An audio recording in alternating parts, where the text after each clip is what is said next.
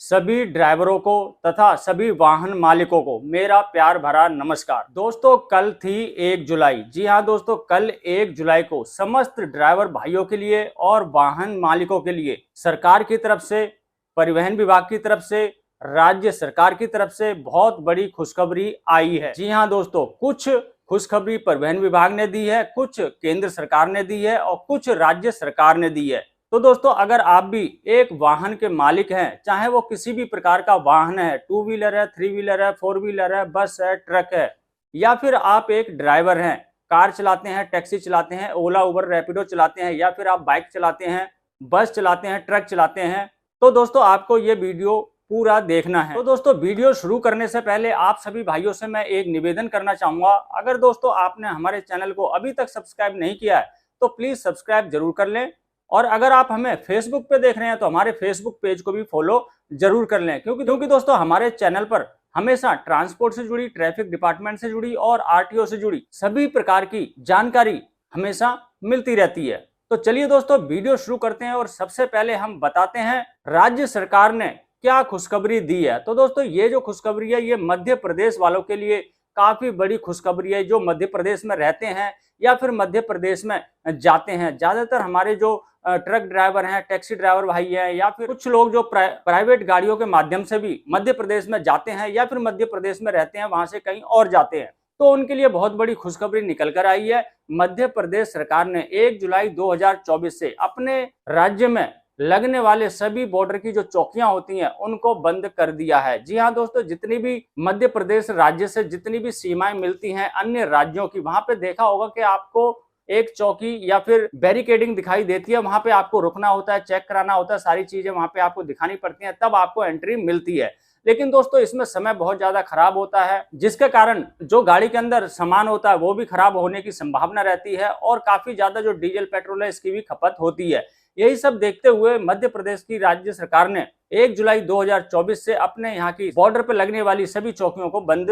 कर दिया है। और दोस्तों, दूसरी सबसे बड़ी जो खुशखबरी है, जो ड्राइवरों के मन के अंदर डर बैठा हुआ था वो अब डर निकल चुका है, क्योंकि केंद्र सरकार ने अब ये फैसला ले लिया है कि ड्राइवर भाइयों को भी राहत दी जाए। जैसे कि आप सभी ड्राइवर भाइयों को पता होगा, कुछ महीनों पहले ही केंद्र सरकार ने परिवहन के क्षेत्र में एक नियम बनाया था, और उस नियम के अनुसार अगर आप कोई दुर्घटना करते हैं और वहां से भाग जाते हैं तो आपको 7 साल की सजा और 10 लाख रुपए का जुर्माना देना पड़ सकता था। जैसे ही सरकार ने इस कानून को पास किया, पूरे देश के अंदर सभी ड्राइवर भाइयों ने, चाहे वो ऑटो ड्राइवर हो, टैक्सी ड्राइवर हो, बस ड्राइवर हो, ट्रक ड्राइवर हो, सभी ने धरना प्रदर्शन किया और बड़े बड़े आंदोलन किए। 2-3 दिन के अंदर केंद्र सरकार को यह समझ में आ गया था, अगर हम इस कानून को लागू कर देते हैं तो देश की अर्थव्यवस्था चरमरा सकती है, क्योंकि इतनी बड़ी संख्या में ये आंदोलन हुआ था। सभी ट्रक ड्राइवर एकजुट हो गए थे, तो जो जरूरत की चीजें थी वो समय पर नहीं पहुंच पा रही थी, तो ड्राइवरों के काफी विरोध के चलते सरकार ने इसे पोस्टपोन कर दिया था। लेकिन दोस्तों, कहीं ना कहीं ड्राइवरों के मन में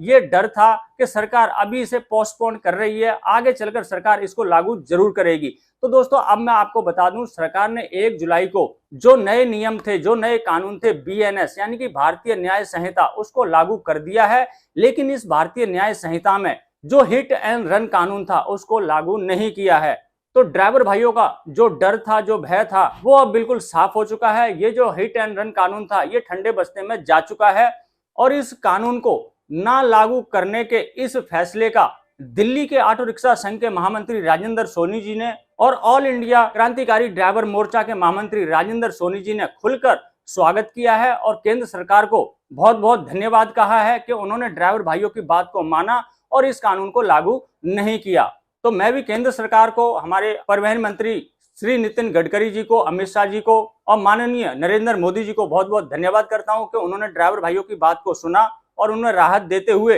हिट एंड रन कानून को 1 जुलाई से लागू नहीं किया है, और शायद अब यह भविष्य में कभी भी लागू नहीं होगा। अगर लागू होता है तो इसके अंदर कुछ न कुछ बदलाव होगा, तभी इस कानून को लागू किया जाएगा। और तीसरी बड़ी खुशखबरी यह है दोस्तों, कई हमारे ड्राइवर भाइयों के जो है हमारे पास कमेंट आते हैं कि आशु भाई ये बताइए, क्या हम LMB एंटी लाइसेंस से 2 व्हीलर जैसे स्कूटर, मोटरसाइकिल चला सकते हैं या फिर नहीं चला सकते हैं। तो दोस्तों, यहाँ पर मैं आपको क्लियर कर दूं, और यहाँ पे साइड में मैं ट्रांसपोर्ट डिपार्टमेंट का ये नोटिफिकेशन आपको दिखा रहा हूँ यहाँ पे साइड में, और इसका लिंक मैं आपको दे दूंगा, आप इसे डाउनलोड भी कर सकते हैं। तो दोस्तों इमरजेंसी के समय पर आप अपने LMB एंटी लाइसेंस से टू व्हीलर, चाहे वो स्कूटी हो, मोटरसाइकिल हो, गियर वाली हो, विदाउट गियर की हो, चला सकते हैं। लेकिन परिवहन विभाग का ये जो नोटिफिकेशन है, इसमें साफ साफ लिखा हुआ है कि अगर आपके पास LMB एंटी लाइसेंस है तो आप two wheeler, three wheeler, four wheeler, Tata 407 जैसी बड़ी गाड़ियां भी चला सकते हैं। जिन गाड़ियों का टोटल ग्रोस वेट 7.5 टन यानी कि 7,500 किलो से कम है, वो सभी गाड़ियां आप LMB लाइसेंस से चला सकते हैं, चाहे वो एंटी हो या फिर कमर्शियल लाइसेंस हो। तो बस दोस्तों, यही थी मेरी छोटी सी जानकारी। आशा करता हूं कि आपको अच्छी लगी होगी। अगर अच्छी लगी हो तो लाइक कर देना, चैनल को सब्सक्राइब करना मत भूलना। दोस्तों, मिलेंगे किसी और जानकारी से भरपूर वीडियो में, तब तक के लिए जय हिंद, जय भारत।